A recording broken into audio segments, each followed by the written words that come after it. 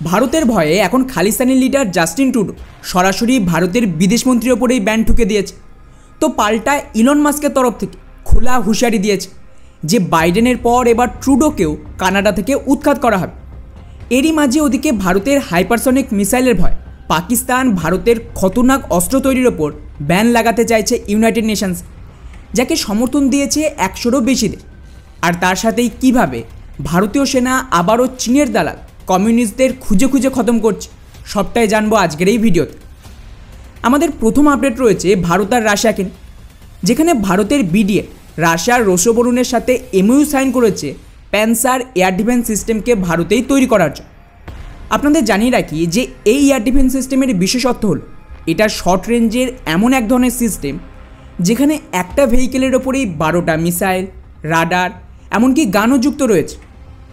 এটাকে ব্যবহার করা হবে mainly heavy air defence system, যেমন ধরুন S-400কে সুরক্ষা দেওয়ার জন্য, ড্রোন, লয়টারিং মিউনিশন বা অন্য কোনো মিসাইলের হাত থেকে। অর্থাৎ বেসিক্যালি S-400 বড় এরিয়ায় সুরক্ষা দেবে, আর এই S-400কে সুরক্ষা দেবে অতিরিক্ত এয়ার ডিফেন্স সিস্টেম।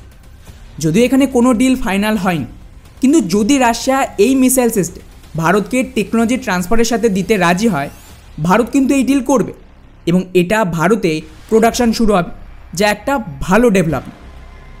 এবারে আসে আমাদের নেক্সট আপডেট কানাডাকে নিয়ে, যেখানে কানাডার সরকার ভারতকে নিয়ে এতটাই আতঙ্কে রয়েছে, স্পেশালি ওখানকার হিন্দু মন্দিরে হামলা করানোর পর, যে সরাসরি একটা অস্ট্রেলিয়ান মিডিয়া যারা ভারতের বিদেশমন্ত্রীর ইন্টারভিউ নিয়েছিল এবং কানাডার পুরো পোল খুলে দিয়েছে, তাদেরকেই ব্যান করে দিয়েছে কানাডা সরকার।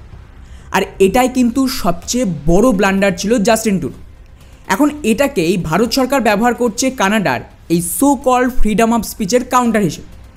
কিন্তু বন্ধুরা, সবচেয়ে মজাদার ব্যাপার হলো এই মুহূর্তে ট্রাম্প আর ইলন মাস্কও ঝাঁপিয়ে পড়েছে ট্রুডোর বিরুদ্ধে।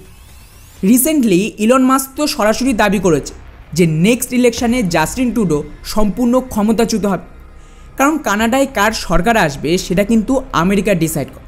আর বাইডেন এবং সিআইয়ের মদতেই খালিস্তানিদের দ্বারা ট্রুডো টিকেছিল।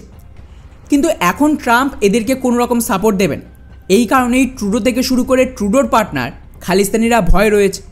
আর এই ফ্রাস্ট্রেশনে কিন্তু একটা বড় ব্লান্ডার করে ফেলেছে। এবারেই শুরু হবে আসল খেলা। যাই হোক, এবারে আসে আমাদের নেক্সট আপডেট পাকিস্তানকে, যেখানে পাকিস্তান ইউনাইটেড নেশনসে একটা রেজলিউশন নিয়ে এসেছে, যেখানে ওদের দাবি কনভেনশনাল হাতিয়ার মাস লেভেলে তৈরি আর এক্সপোর্টের ওপর রেস্ট্রিকশন লাগানো হোক গোটা বিশ্ব, যাকে সমর্থন দিয়েছে 179টা দেশ। কিন্তু ভারত একমাত্র দেশ যারা সরাসরি এটাকে অপোজ করেছে, কারণ পাকিস্তান সহ একাধিক দেশ বুঝে গেছে যে ভারতের মিলিটারি ক্ষমতা যেভাবে বাড়ছে তাকে ঠেকানো অসম্ভব। তাই এই ধরনের রেজলিউশন এনে ভারতের মিসাইল তৈরি বন্ধ করতে চাইছে, যাকে কিন্তু ভারত সরাসরি রিজেক্ট করে দিয়েছে যে আমরা এই সমস্ত রেজলিউশন মানব না। যদিও মেজরিটি ভোট এর পক্ষে, কিন্তু এটা ততক্ষণ পর্যন্ত পাস হবে না বা রুল হিসেবে আসবে না যতক্ষণ না সমস্ত পার্মানেন্ট মেম্বার একে সাপোর্ট দিচ্ছে। আর ভারত হয় আমেরিকা, ফ্রান্স বা রাশিয়ার মাধ্যমে এটাকে এগোতেই দেবে না। এমনকি এই দেশগুলো নিজেরাও চাইবে না যে এই বিল পাস হোক, যেটা একটা ভালো মুভ। এবারে আসে আমাদের নেক্সট আপডেট কমিউনিস্ট আতঙ্কবাদীদের নিয়ে, যেখানে আবারও এক নতুন অপারেশন চালিয়ে ছত্তিশগড়ের 2 কমিউনিস্ট লিডারকে পুরোপুরি খতম করে দিয়েছে ভারতীয় ফোর্স। আর যে গতিতে একের পর এক কমিউনিস্ট আতঙ্কবাদীর লিডারশিপকে টার্গেট করছে ভারত সরকার, আর মাস লেভেলে এদের অ্যারেস্ট আর এনকাউন্টার চলছে, তাতে আমার মনে হচ্ছে যে 2026 সালের অনেক আগে এদের কিন্তু গোটা দেশ থেকে উপড়ে ফেলবে ভারত, যা চীন আর ভারতে থাকা চীন সমর্থকদের জন্য একটা খুবই খারাপ নিউজ। এবারে আসি আমাদের শেষ এবং সবচেয়ে গুরুত্বপূর্ণ আপডেট আবারও চীনকে, যেখানে আমেরিকাতে ট্রাম্প জিততে না জিততে চীনের বিরুদ্ধে অ্যাকশন শুরু হয়ে গেছে। বিশ্বের সবচেয়ে বড় সেমিকন্ডাক্টর কোম্পানি TSMC এখন চীনে নিজেদের যে সেমিকন্ডাক্টরের প্রোডাকশান সেটা বন্ধের ঘোষণা দিয়েছে।